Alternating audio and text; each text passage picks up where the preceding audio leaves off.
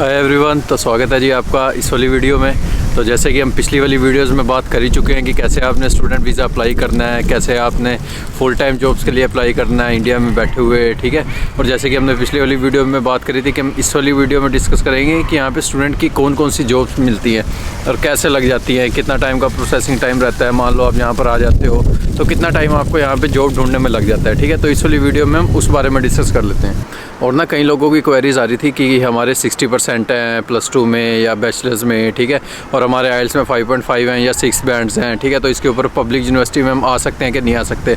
तो देखो इसके ऊपर ना मैं क्लियर कर देता हूँ कि अगर आपके 60% है ना और अगर आपके 5.5 बैंड है या 6 बैंड्स भी हैं, ठीक है, तो इस वाले क्राइटेरिया के ऊपर ना आपके लिए यहाँ पे पब्लिक यूनिवर्सिटी में एडमिशन लेना बहुत ज़्यादा मुश्किल हो जाता है, ठीक है। तो आप क्या कर सकते हो, आप इसमें प्राइवेट यूनिवर्सिटीज़ में एडमिशन ले सकते हो रैदर दैन कि आप इससे पहले कि कंसल्टेंट के पास जाओ, ठीक है। जैसे कि मैंने आपके साथ पहली वाली वीडियोस में भी डिस्कस किया है कि आपको कंसल्टेंट के पास जाने की कोई भी ज़रूरत नहीं है, आप खुद भी बैठे बैठे अप्लाई कर सकते हो वीज़ा, ठीक है। तो इसमें क्या होता है, प्राइवेट यूनिवर्सिटीज़ में अगर आपने एडमिशन लेना ना तो कहीं ना कहीं हमारे को लगता है कि यार कंसल्टेंट की रिक्वायरमेंट रहेगी, तो क्यों ना हम कंसल्टेंट के पास चले जाएँ, ठीक है।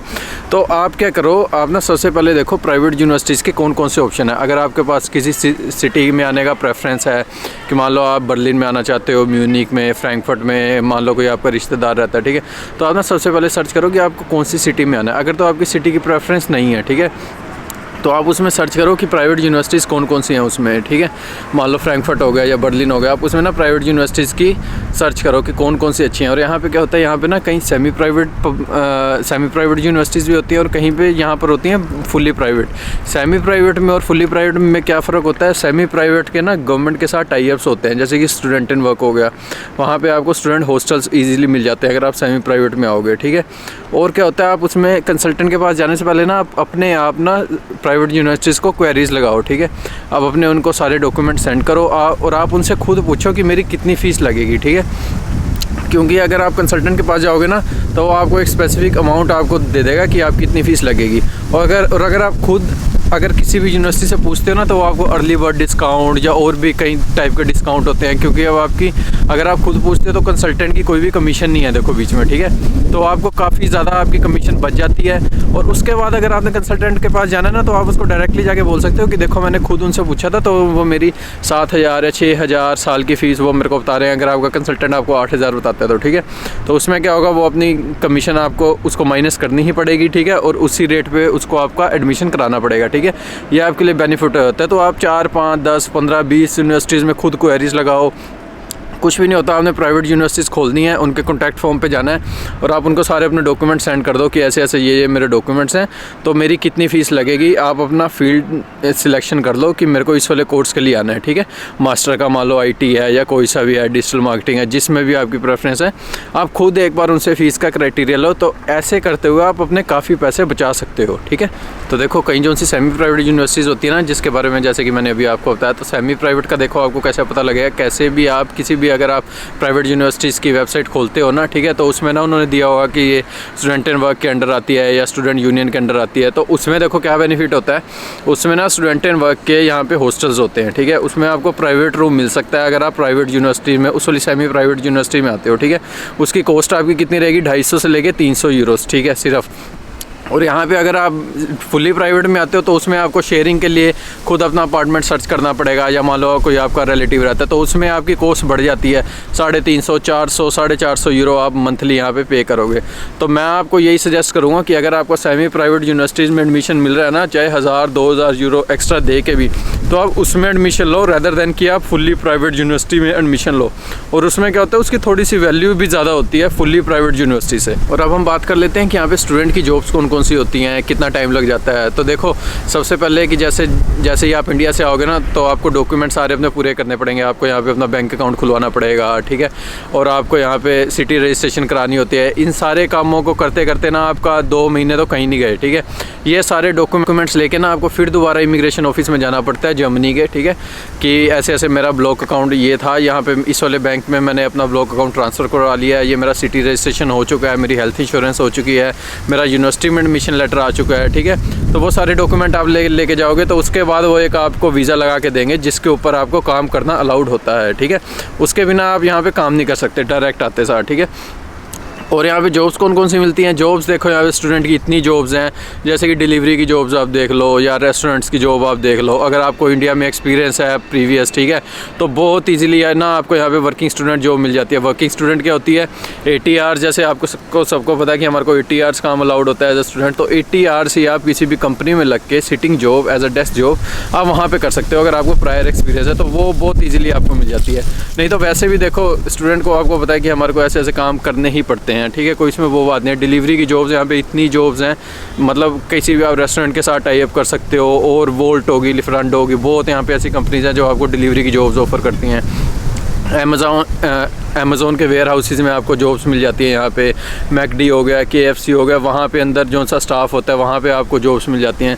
तो स्टूडेंट की जॉब्स, तो आप स्टूडेंट के जॉब्स के बारे में तो आप बिल्कुल भी टेंशन छोड़ दो कि आपको यहाँ पे आगे कोई भी स्ट्रगल करनी पड़ेगी, ठीक है। और जैसे कि मैंने आपको पिछली वाली वीडियोज़ में बताया है ना कि आप पब्लिक यूनिवर्सिटीज़ की तरफ ही प्रेफर करो, तो उसका देखो रीज़न ये रहता है कि अब जैसे देखो आप यहाँ पे स्टूडेंट आओगे, ठीक है, तो स्टूडेंट के लिए ना आप यहाँ पे आगे कितना कमा लोगे, 1200 1300, हद से ज़्यादा 1500 कमा लोगे, ठीक है। और आप यहाँ पे ब्लॉक अकाउंट भी लेके आओगे इंडिया से, ठीक है, उसका आपको कितना मिलेगा, 800 से 850 यूरो, ठीक है।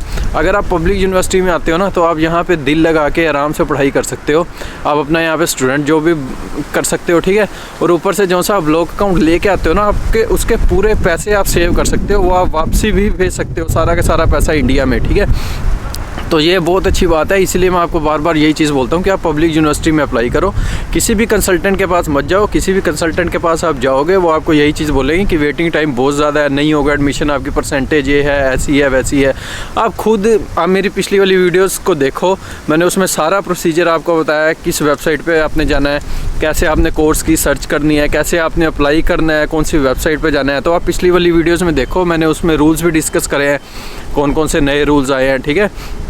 तो आप पब्लिक यूनिवर्सिटीज़ की तरफ ही करो रुख, ठीक है। अगर आपका पब्लिक यूनिवर्सिटी में नहीं आता, आपकी मान लो आइल्स में बैंड कम है, ठीक है, या आपकी परसेंटेज काफ़ी कम है, तो फिर आप प्राइवेट में आओ। प्राइवेट में भी मैं आपको यही चीज़ सजेस्ट करूँगा कि आप सेमी प्राइवेट में आओ रेदर देन कि आप फुल्ली प्राइवेट में आओ। बेनिफिट्स मैंने आपको पहले बता ही दिए हैं, ठीक है। और यहाँ पे स्टडी ख़त्म करने के बाद मान लो आप 1 साल का कोर्स लेके आते हो या 2 साल का कोर्स लेके आते हो, ठीक है, वो आपके ऊपर है कि आपने 1 साल का लेना है या 2 साल का लेना है। अगर आप 1 साल का लोगे तो आपकी 6 महीने की स्टडी रहेगी, 6 महीने की आपका थीसिस का प्रोविजन रहेगा, ठीक है। और अगर आपका 2 साल का रहेगा तो आपकी 3 सेमेस्टर की आपकी स्टडी रहेगी, एक सेमेस्टर का आपका थीसिस का रहेगा, ठीक है। और जो सा मैंने आपको सेमी प्राइवेट का बताया ना, एक और देखो उसका फ़ायदा क्या होता है। सेमी प्राइवेट में ना आपको गैप्स इजीली मिल जाते हैं। मान लो आपने 2 सेमेस्टर निकाले, आप उसके बाद 1 सेमेस्टर का गैप ले लो, फिर उसके बाद आप 1 सेमेस्टर और करो, उसके बाद आप 1 सेमेस्टर का और गैप ले लो। इसका देखो बेनिफिट क्या होगा, जैसे जैसे आप स्टडी कर रहे हो ना, स्टडी जैसे ही आपकी ख़त्म होगी ना, जब आप वर्क वीज़ा पे आने वाले होगे, ठीक है, उस टाइम आप अपनी जर्मन सीख सकते हो साथ साथ ये गैप लेते हुए, ठीक है। तो जैसे ही आपकी स्टडी ख़त्म होगी ना, तो आपकी जर्मन लैंग्वेज फ्लुएंट हो चुकी होगी उस टाइम पे, तो आपको जॉब ढूंढने में कोई भी ज़्यादा दिक्कत नहीं रहेगी। क्योंकि अगर आप यहाँ पे जॉब ढूंढोगे ना, इंग्लिश भी इजीली मिल जाते हैं और जर्मन भी इजीली मिल जाते हैं। लेकिन अगर आपको जर्मन लैंग्वेज भी आती होगी ना साथ में, तो आपको बहुत ज़्यादा ऑप्शंस आपके लिए खुल जाएंगे, बहुत ईजिली आपके यहाँ पे जॉब मिल जाएगी। और क्या होता है स्टूडेंट जॉब्स में, देखो स्टूडेंट जॉब्स में क्या होता है, अगर आप जैसे जैसे काम कर रहे हो ना डिलीवरी जॉब में या आप कहीं पे भी और काम कर रहे हो, एक तो हो गया हमारे को 80 घंटे काम अलाउड होता है। और यहाँ पे बेनिफिट ये होता है कि यहाँ पे ना मिनी जॉब भी कर सकते हो पार्ट टाइम के साथ, ठीक है। मिनी जॉब में क्या होता है, कोई आपका टैक्स नहीं डिडक्ट होता है उसमें, ठीक है। आप 500 550 यूरो ईजिली उसमें मिनी जॉब में भी कमा सकते हो। आप 1200 उससे कमा लो अपने पार्ट टाइम से, ठीक है, 500 550 आप वहाँ से कमा सकते हो। इस करके आपका ब्लॉक अकाउंट बिल्कुल ही सेव हो जाएगा। ब्लॉक अकाउंट आप वापसी भी इंडिया में भेज सकते हो, जैसे ऐसे मंथली आपके पास आते रहेंगे। आप यहाँ पे रहना खाना भी इजीली निकाल सकते हो, एक्सपेंसेस हो गया आपका, ठीक है, रेंट हो गया, इंश्योरेंस होगी, सारा आप अपने आप पे कर सकते हो। इसीलिए मैं आपको बार बार कहता हूँ कि आप पब्लिक यूनिवर्सिटी के साइड आओ। पब्लिक यूनिवर्सिटी में अगर आप आओगे ना, तो पहली बात तो देखो आपको प्राइवेट यूनिवर्सिटी की कोई भी फीस उतारने का आपके ऊपर बर्डन नहीं रहेगा, ठीक है। तो आप इजीली अपना पढ़ सकते हो, साथ में आपको हॉस्टल मिल जाएगा, 250-300 यूरो में आपको अपना प्राइवेट रूम मिल सकता है यहाँ पे, इससे ज़्यादा नहीं आपको मिलता। रहते दैन कि अगर आपने यहाँ पे स्टूडियो अपार्टमेंट लेना है, अगर आप स्टूडियो अपार्टमेंट की साइड जाते हो पब्लिक यूनिवर्सिटी में रहते हुए, तो उसकी आपको कॉस्ट पड़ जाती है 450 से 500 यूरो, ठीक है।